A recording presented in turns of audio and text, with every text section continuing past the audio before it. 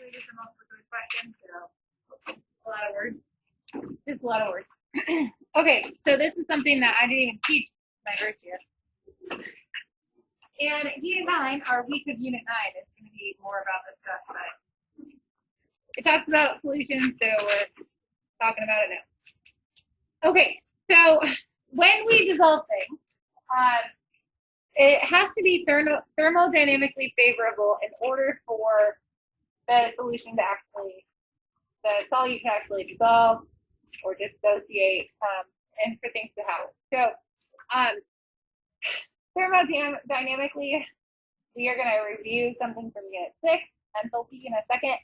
And then Unit 9 has 2 additional things that all relate together. And so we're going to just qualitatively talk about it for today.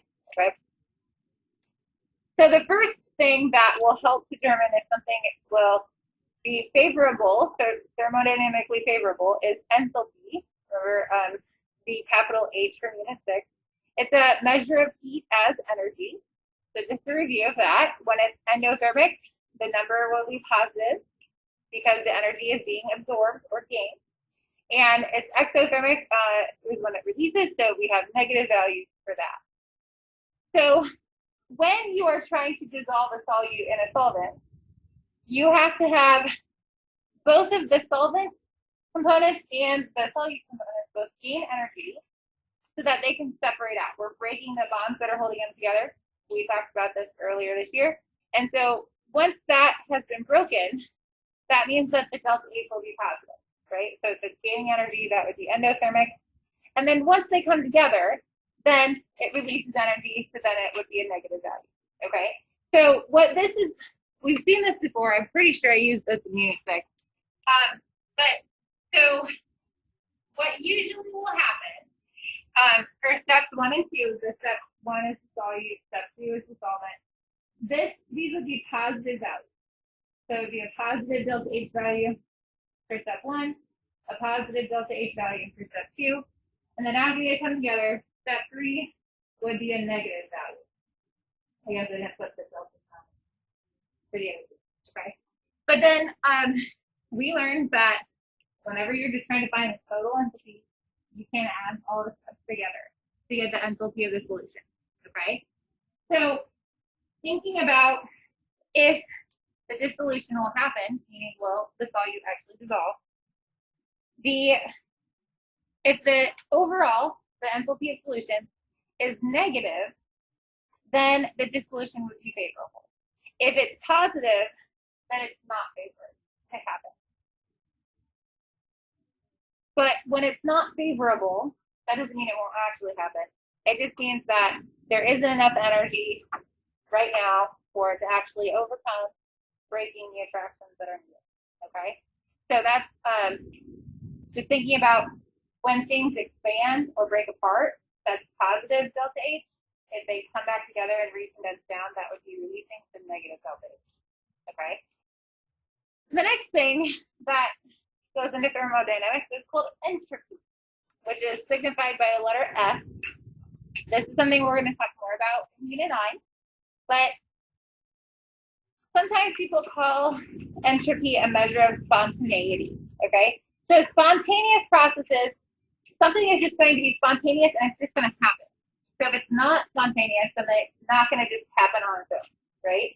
So one misconception is that spontaneous things will be fast.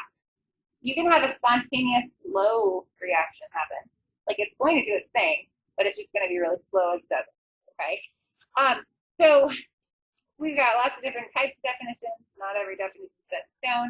It's not as easy to figure out as enthalpy, because enthalpy we know is heat, and spontaneous things are not that great to try to study.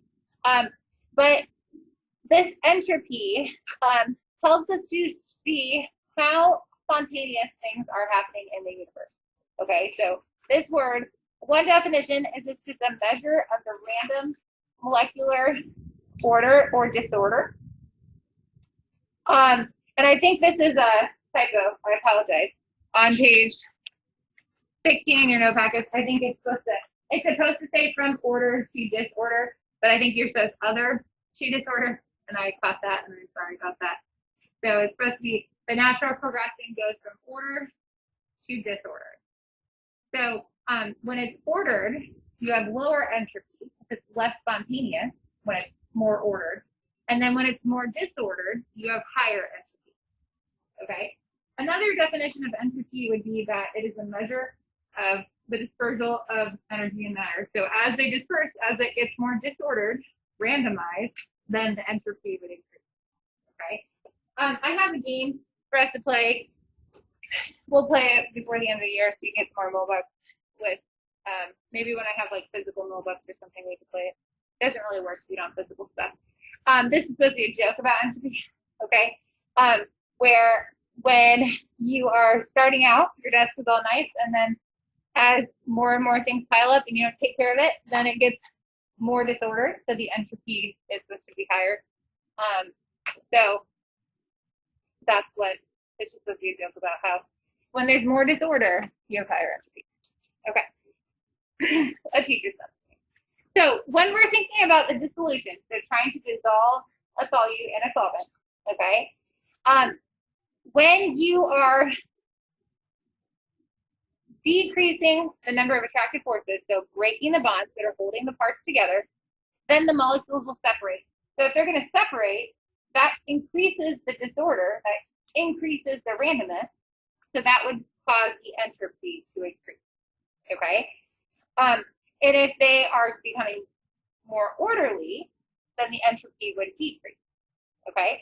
So when it's increasing, then the change in entropy of the solution would be positive, then the dissolution is favorable. So if it's going to get more random, then it's going to be favorable. If it's a negative value, then the dissolution is not favorable because it's getting more orderly, and so that would be the negative value. Just like with enthalpy, even though it's not favored, doesn't mean it won't happen. Just you might need to make some more adjustments in order for the dissolution to occur.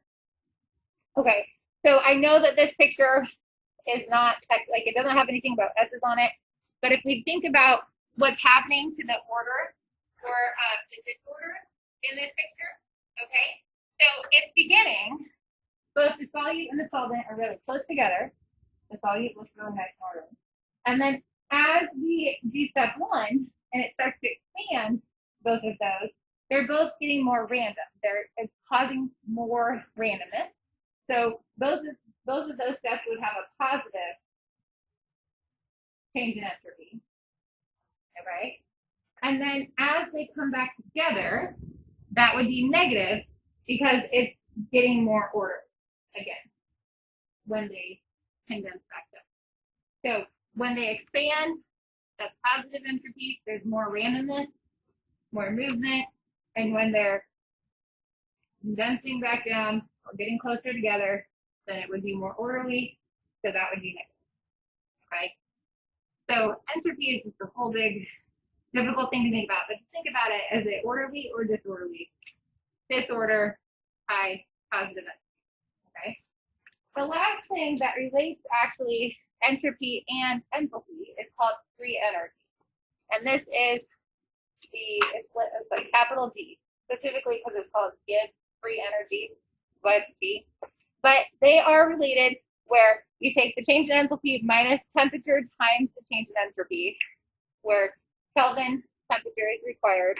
And with all of this involved, then we get this free energy amount, which is technically the energy that's required to do work. We will talk more about this again in Unit 9. But this one is different. When the delta G is positive, it's actually not favorable anymore, which is different than the other two. So if your change in your free energy is positive, then it's not favored. And so usually any type of salt that would be insoluble or would be labeled as slightly soluble, that would probably have a positive value. And then if it's negative, then it is thermodynamically unfavorable. Okay, so right now for Unit 7, yes, we have that equation of how things are related, but we are not going to use that equation yet. What we're going to focus on is we're going to see, okay, based on whether something's endothermic or exothermic, what would be the sign value of the energy? Based on the randomness and the order or the disorder, what would the sign be for the entropy? And then that's how we're going to be able to apply this information right now. Okay, so for this, it's a multiple choice question. It seems really big. It's a big picture, and I didn't want to make it smaller so you can see it. Okay, so at 298 degrees Kelvin, ammonium nitrate readily dissolves in water, suggesting that the change in free energy, the delta T, favors the dissolution process. However, when the ammonium nitrate dissolves in water, the temperature of the water decreases. The particular diagram shown, which I guess is below for you guys, sorry, attempts to provide a microscopic view of the dissolution of the solid ammonium nitrate, considering both the change in enthalpy and the change in entropy. So this is like the beginning, when they're first adding the solid to the water, as it starts to get broken apart and dissolved, and then when it's fully dissolved or dissociated, okay? So which of the following choices helps explain the particle diagram and why? So before we even look at that, we are given some information at the beginning that I want to focus on first. Based on, is it positive or negative? Positive or negative based on the contract split, okay?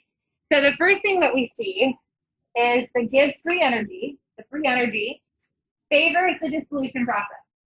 So which is favorable, when it's positive or when it's negative for the delta G? When it's negative, okay?